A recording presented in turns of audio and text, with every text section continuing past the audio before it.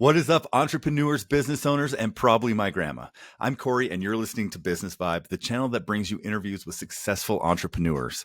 Today's business interview is with Velizar Milanov, co-founder of the digital marketing agency Digit Inc.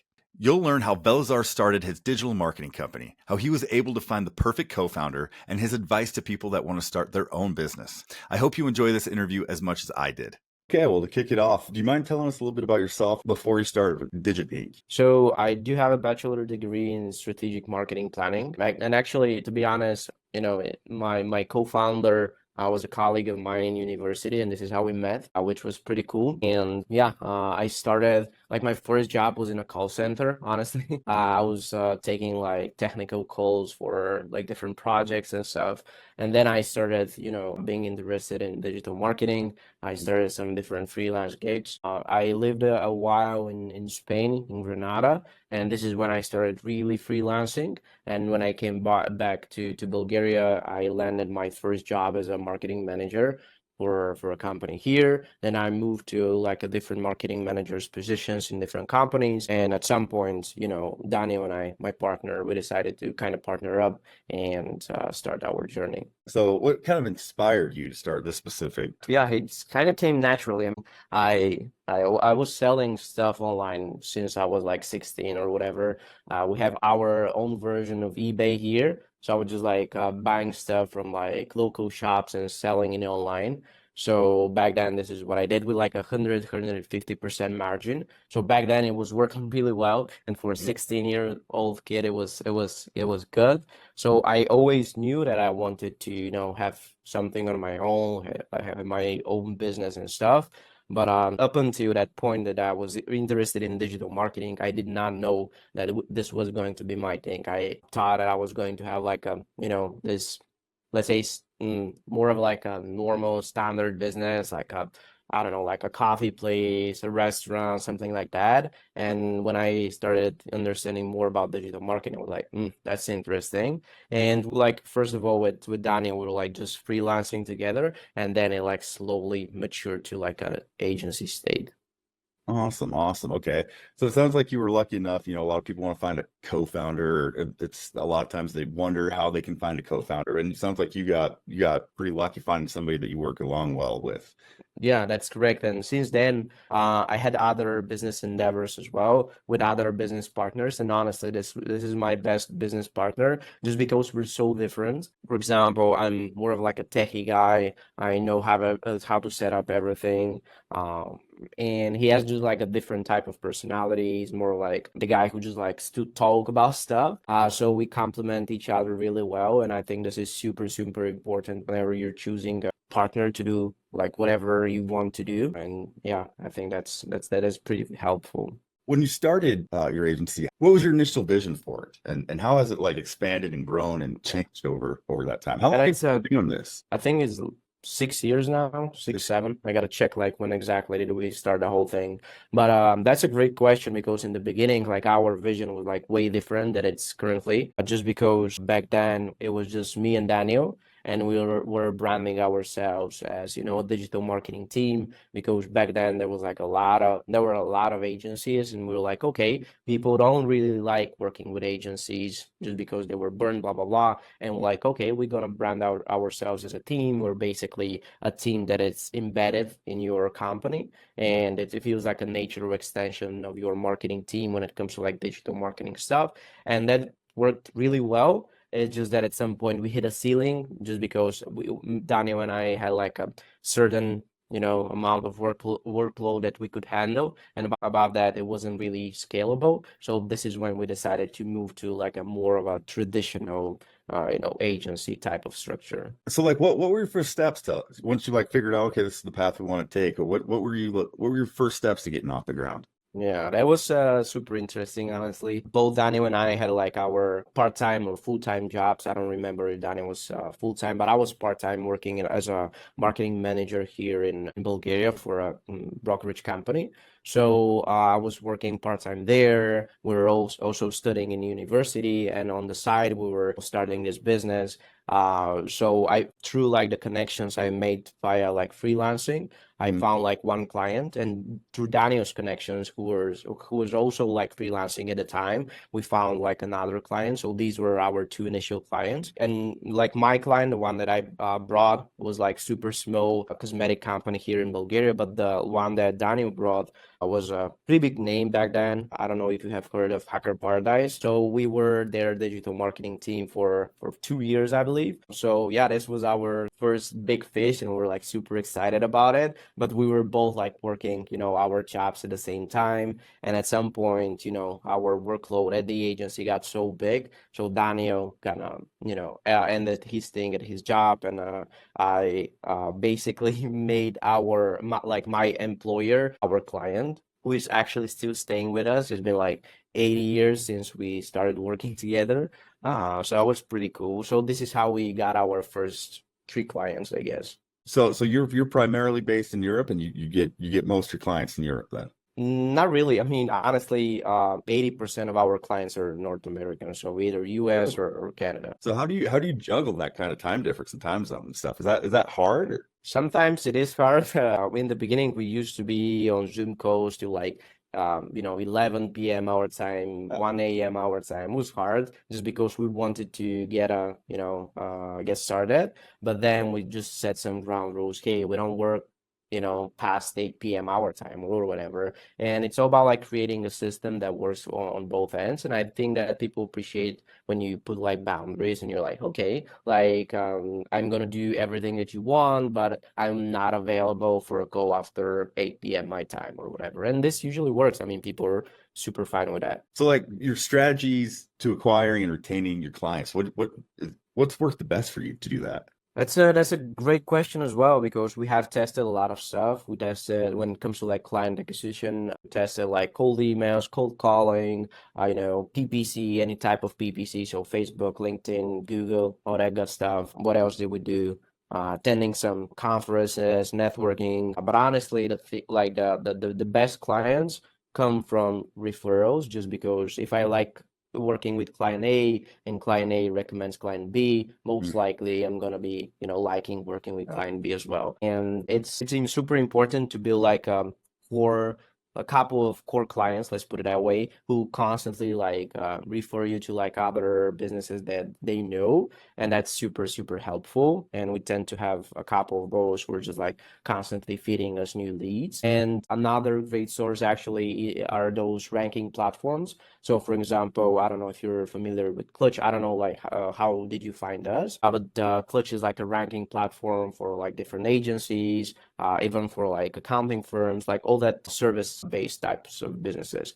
So over there, for example, we were first in Bulgaria. In Europe, I think we're 10th or 8th. I don't know. I gotta check like what's our current position. But through this platform, a lot of, good leads are coming. Yeah, I found you guys on Indie Hackers. Oh, really? Yeah. This is like another platform that we're registered in. As those platforms are really amazing. I mean, we had a couple of really cool clients coming in from indie hackers, cool startups. They're just getting started and they want like a cool digital marketing team to work with, or agency as we call ourselves now. So do you push do you try to incentivize that word to mouth? Yeah, whenever I can, I do, just because, it's gotta make sense for everybody. Or if, the client does not want any, bonus or anything like that, we end up doing something for free for them. It could be, lender to, it could be, discount when it comes to like their retainer or whatever. We just want to make sense that we just want the whole thing to make sense for them as well. Okay. Okay. So you're starting out, you're building out. What were some major challenges, some big challenges that you guys ran into while building up that you just kind of didn't expect? Like one thing that I find is that, people always overestimate how long, the process is going to take, like underestimate how long the process is going to take, and overestimate how good they are at a certain skill. So at the beginning, I thought that I was pretty good when it comes to like sales and stuff, and I later understood that I pretty much sucked. So I had to learn a lot of stuff, Mm. and just take anything from the ground. Like other challenges, honestly, in the digital marketing space, there are like two major challenges, as in any business, like finding new clients and actually retaining those clients and serving them as best as you can. So both of these parts of the equation have their own kind of, challenges. So client acquisition, that's always hard. That's always hard to crack that code. There are like a million ways you can acquire a client. Nowadays, there are like a ton of different YouTubers who like preach different stuff and people just copy and paste them. I bet you have seen like a number of quick question core emails in your inbox. I hate those, but I've been a guy who like sending them as well. So yeah, that was hard, but at some point we understood how everything works in like the different platforms. We cracked the code, and then we decided, okay, like clients for coming from Facebook ads are good, but they tend to stick, way less compared to like the referrals, compared to like clients that are coming from, let's say, Clutch. So let's push more in that direction so that we have stickier clients that stay longer with us, and we don't have to, jiggle all that, sales calls and all that stuff. And when it comes to like retention, it's always about like hiring like the right folks, which is always hard. Because in the beginning, we weren't doing any, screening. We were just like doing tests and doing like calls or stuff like that, just to understand like how people behave, how they think. And we were just giving them like a case study or like a, just like an example of like a scenario or whatever, just to see how they think. But it turned out that people could be really good at, just nailing those interviews, nailing those tests and whatever. And later, when it comes to like real life scenarios, they just suck. So it was super important for us to build like this HR hiring process, also like the onboarding process, and to have like a really good structure when it comes to like SOPs and stuff. So people don't have to think so much on the job, and to just hire like good characters, I guess, because it could be that they're like lacking a skill or two, but if they're good people, if they have like the right mindset, and if they fit like the company culture, like things are going to work out. And do you hire a lot of remote people or is it all in-house? We're all remote. I mean, for example, I live in Sofia, which is the capital of Bulgaria. My partner lives in Plovdiv, which is like the third biggest city here. And the rest of the team is spread out across Bulgaria. We have like one girl who works from Canada. We have like a girl in Germany, another one who is in America. So we're all over the globe, I guess. So I'm sure having like a remote team and having a lot of your client base not centrally located to you got to rely heavily on some tools. Oh yeah, that's correct. Yeah, what kind of tools do you guys use to manage all this? So when it comes to like client management, we tend to use Monday.com. When it comes to like project management, task management, all that good stuff. When it comes to like communication, we tend to use internal communication. I mean, we tend to use Slack. And then for like client communication, we tend to use only email, because if we use more platforms, things get hairy, and we like, just like the email type of communication. And then we jump on calls like this on Zoom, on Gmeet, whatever, the client prefers. Do you guys, and how much SEO stuff do you guys do? Because you work with ads, right? A lot, you personally? Yeah. So PPC is our main type of service, let's put it that way. Then on top of that, in order to support our PPC efforts, we do landing page creation, email marketing. What else? Yeah, that's pretty much it. And then we do some SEO, but I wouldn't say this is like a major area of our business. It's more of like, hey, we need this, PPC campaigns. We also need that, and we need a little bit of SEO. And yes, we can, help the client with that, but it's not like our main thing. So how do you measure success with the campaigns that you're running? Is there any specific target that you're trying to hit? It depends on the business, right? If it's like a SaaS business, we tend to like the main KPIs are free trials, cost per free trial, like subscription, cost per subscription, payback period, ARPU, all that. When it comes to like e-commerce, as the ROAS is king, right? And also like cost per purchase. So that's that. And when it comes to like lead gen clients, cost per lead is the main thing. So kind of moving out of that part of the interview, where do you see the digital marketing landscape going? in the next few years. It's always changing. I mean, I remember when we first started, like platforms like just look differently, they Yeah. felt differently, everything was like so different. Like algorithms were less educated, while right now, like an average Joe can just enter in, let's say, Facebook ads and do like an okay campaign. Yes, it won't be optimal, it won't be as if like a professional has made it, but still it would provide some kind of result. So this algorithmic learning, the AI, machine learning, all that has like a major input in the growth of this sphere. Let's put it that way. And moving forward, I do think that AI would be more and more involved, and those tedious jobs that we're doing on a daily basis would be slowly just like phased away. So let's say like deleting a campaign or like duplicating the campaign or like stopping an ad or whatever. And we can see that those are like they have been gradually phased out from the platforms. I see this trend that platforms are getting like dumber and dumber, let's put it away, so that less and less educated people can actually go in and start, advertising, which is great in some way because the barrier of entry is lower, and people can like with a small business, they can test a little bit of Google ads, a little bit of Bing ads, a little bit of Facebook action. But like the thing is that usually they end up doing like stupid stuff because Facebook, for example, or any other platform for that matter, like their end goal is to make you spend more money. So if you don't know like how everything works over there, you're just gonna end up wasting your money with like some vague metrics as, reach, likes, comments, all that. And that's a really good segue to my next question because I have quite a bit of audience that I have two types of audience members. They either own a business and they're really interested in this type of content, and then others that want to start their own business, want to start their own entrepreneurial journey. I believe you said you went to university, correct, for marketing? Yeah. Do you believe you'd have to go to university to become and get that kind of education, that conventional education to become a digital marketer?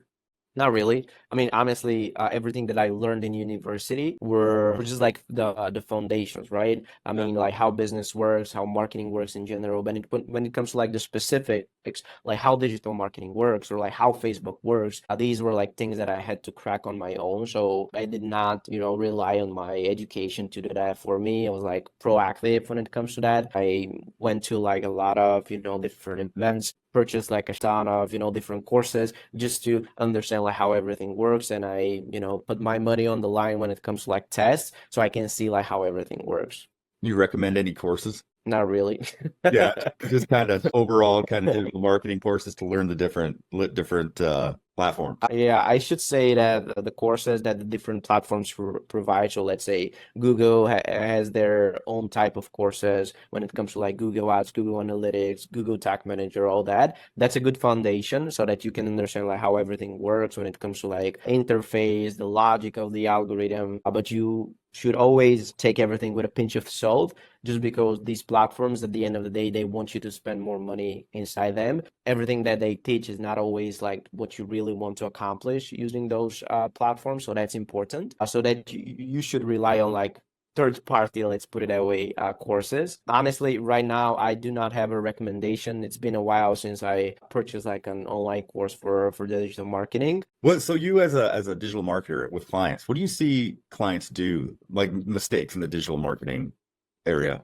Before they come to us or like Yeah. in general. Yeah. Yeah, Yeah, so maybe that it in general, overall. yeah, it depends on what platform we're talking about, but let's use like Facebook for example. But that's valid for any platform, to be honest. For example, if the owner is running their ads and money is coming from their pocket, like they're so emotionally tied with the result, it just like screws whatever they're like doing inside the platform. I don't know if you're like investing or like trading, all that stuff, but like digital marketing, when it comes to like media buying, works the same way. You just like test your hypothesis against the market, and then it's super important to be emotionless when you're like optimizing, so you're not like just fighting with your ego. Hey man, I just wanna, this app to work, and I'm just gonna, put money towards it until it works. So that's like one mistake. Another one is just like doing a lot of stuff in like different directions at the same time without having like any type of focus, and this would Mm. lead to some kind of results, but usually people are not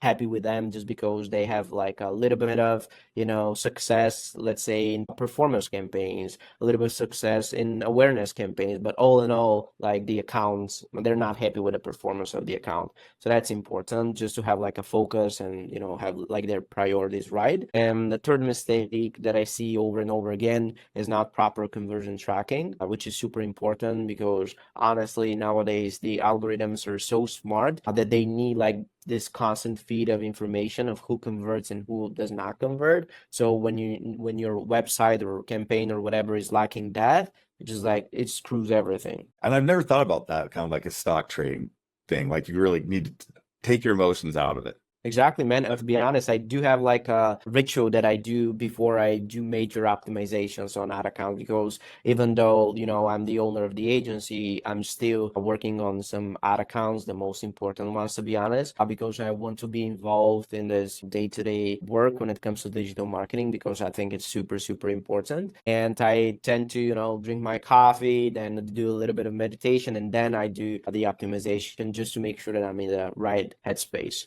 So coming kind of to the end of the interview, what advice would you have for somebody looking to start their own business or they wanted to start something, but they kind of feel stuck? Like one thing that I really like, I don't know from which podcast I watched it and I heard it honestly, but it's like it's supposed to be hard. I mean, whenever, you're feeling, hey man, this just like sucks, it's supposed to be hard. I mean, if it was easy, everybody would do it. So you just gotta, muscle through the whole thing. You gotta trust the process. And honestly, in the beginning, you should not focus on results, but more on like the process of like being better and better every day. Let's say email marketing is your thing, like you gotta see like gradual improvement over and over again.